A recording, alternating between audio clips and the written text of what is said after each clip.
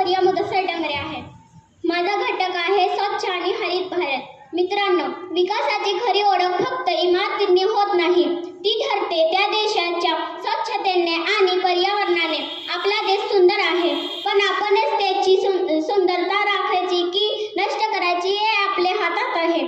स्वच्छ भारत अभियानने आपल्याला शिकवले, स्वच्छता ही केवळ सरकारची जबाबदारी नाही, ती प्रत्येक नागरिकाची संस्कृती आहे। आज आपण हवामान बदल, प्रदूषण आणि प्लास्टिक यांसारख्या गंभीर समस्यांना समोर जातोय। त्यावर उपाय म्हणजेच हरित विचार। एक झाड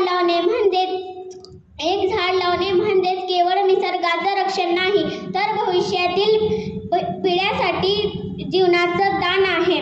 चला आजपासून एक पाऊल पुढे